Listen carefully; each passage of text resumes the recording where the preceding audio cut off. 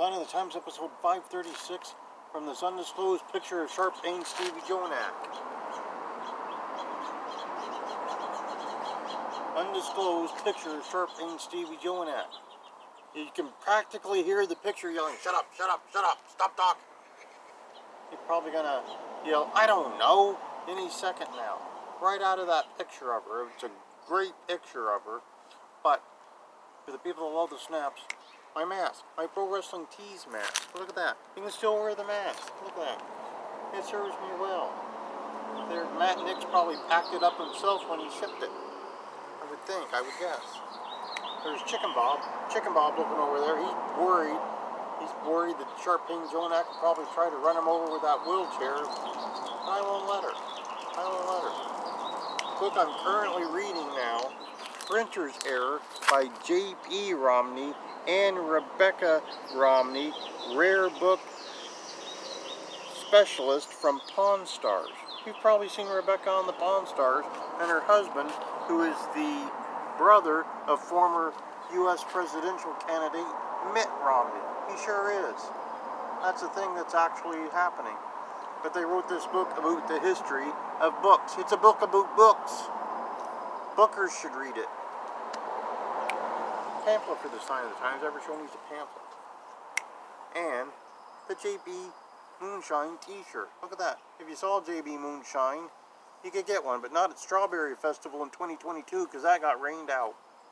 It was rained out. He probably was loaded down with merchandise, probably had his championship belt. He was ready to go, and then they were like, "Sorry, it's too rainy." And it was. They would have wrecked the ring. Here's what it looks like inside the law office of Stephen P. New. Get even with Stephen if they would say that, and they do. But Twitter, where you can follow me, but not literally, much like Richard Sincere does, or much like Keith Ryan does. They both do, but not literally. I don't look over there and there's Keith Ryan doing commentary on that picture of Sharp-Aimed Jonak.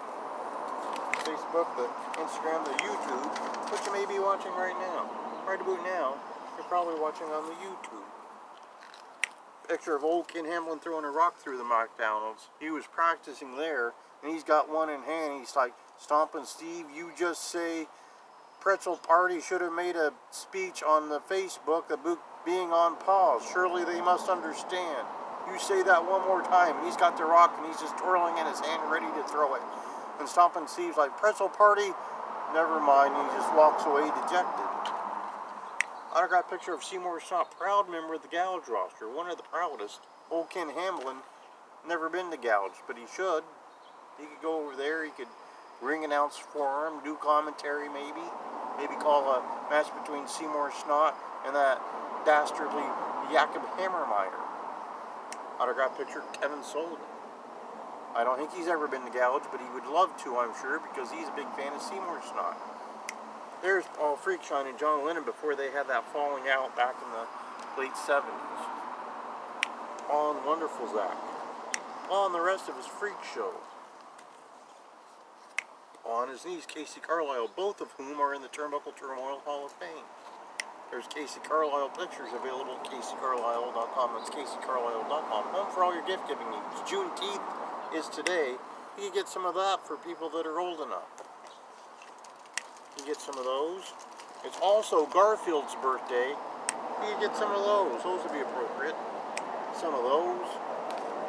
There she is with the pillow. QT's favorite QT missed out on the Strawberry Festival as well. He was going to attend, but he could not because it was canceled.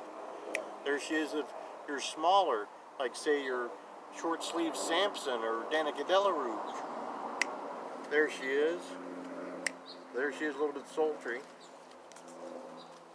Holding up many title belts. Even more sultry. There she is. There she is, angry. Other members of Team Badnies, I'm sure they're all celebrating the Father's Day. I'm sure each and every one of them celebrating the Father's Day. They could send me gifts if they want. That'd be all right. Book I got for QT out of a little free library. I almost handed it to him. I was close. So close, but then the weather and QT's back prevented that. But it's a copy of Rough Country by Budge. Demon and Bunny coffee. It's a delicious coffee. I got plenty of coffee headed to me. I'm going to try some of Debashi's Yemenian blend. He snuck it out in the midst of a civil war to get it to his new store. I'm going to try that. If that old thumbs up Lansteen hasn't hijacked it and is hiding the coffee out in his basement or something, which is possible, because those two have a grudge that goes way deep, way deep. I've never seen so much blatant hatred between two individuals that I have Diafull of the Butcher Debashi and old thumbs up Lansteen. I don't understand it, but it's there. CAC program. If old thumbs up was at the CAC and Debashi walked in, they'd be hitting each other with cribbage boards. You'd have Dan Severn and Greg Gagne and Cowboy Bill Watts trying to separate them. It'd be an ugly scene. But this week, a hugely busy week. On Sunday, it's Garfield's birthday, Juneteenth, Slammiversary, the 20-year anniversary of Impact, which at one point when they started was TNA under the NWA banner. They've evolved something fierce to what they are now, but 20-year anniversary of the start, there's a lot going on. Special time for Turnbuckle Turmoil.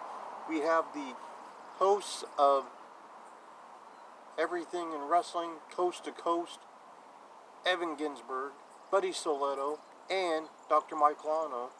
Coach not calling in tonight, apparently. He's like, I don't want the heats with the Dr. Mike. I don't need that on me, brother.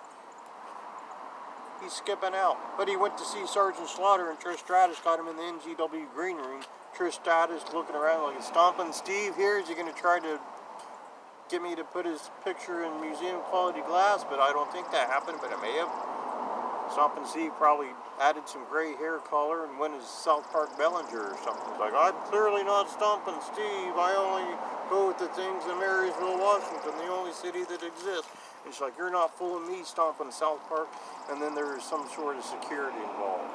I guess, I would presume. The coach is probably like, hey, security guard, what have you got coming up? How can people reach you? And the security guard's like, not now, coach. We got a brawl here. And coach is like, oh, come on. And then he's like, so angry he's not calling in tonight. But that is conjecture and theory on my part. I don't know it to be true, but it's plausible. Monday, pretty much looking free. Tuesday, I'll head to the graduation gimmick down at the stadium in Seattle. That's where I'll be. Wednesday, maybe I'll watch some old episodes of TJ Hooker on the YouTube. I'm sure Beast Barnett used to love watching TJ Hooker. He's probably watched every episode on the YouTube. He probably wakes his family up at 7 in the morning and says, guess what we could do today? Watch TJ Hooker on the YouTubes. And they're like, a gang beast? He's like, oh yeah. He's like, that William Shatner was a fantastic actor. And they watched this YouTube episodes, I presume. Thursday, pretty much looking free. Next Friday on the show, we have to conclude Authors Month, Jake Shannon. He's written some books, but he is also the owner-operator of Real Pro Wrestling. It's like a collegiate, amateur-style wrestling with professional wrestling rules. It's a very, very, very unique concept. Coach will probably be discussing the guy's coffee needs. Maybe he bought some coffee from Chuck Payne and he's still waiting for it like I am. We'll find that out when Jake Shannon's on the show. But to review from this undisclosed picture of Sharp Pain Stevie Jonak, where you can practically hear the words, I love you, Darth Carter, coming out of the thing. Sunday, Juneteenth, Slammiversary, Garfield's birthday. There's a lot happening. A lot happening. On Turnbuckle Turmoil, we have Evan Ginsberg, Buddy Soletto, and Dr. Mike Lano. They'll end their show and then come on to Turnbuckle, where Coach is hiding out from the Dr. Mike Lano heat, apparently. That's my theory. On Monday, pretty much free. Tuesday, the graduation gimmick. Wednesday, some TJ Hooker. I'll pretend I'm at Beast Barnett's house having a coffee, eating a slice of pizza pie, watching the TJ Hooker. It's what Beast would want. Thursday, pretty open. Next Friday, that's when we have Jake Shannon on the show to conclude Authors Month. It's been a very successful Authors Month. If Jake Shannon shows up on time, Stompin' Steve's anxiety level is going to come crashing down because he's always anxious people won't appear even though they're on the flyer. And he works on that flyer for hours on end, getting it just right. Proud of his Star Wars gimmick that he earned by making the flyer, and then they don't show up, and he gets all kinds of upset, and he's throwing stuff around like he's old Ken Hamlin at a rock throwing contest at his local McDonald's. It's terrible. But hopefully he'll show up on time. Maybe Kurt Phrases will show up and he'll have some questions as he calls in to ask Coach, to ask him about if he's related to Shannon Moore or something. I don't know. I don't know what will happen. But pretty much episode 536.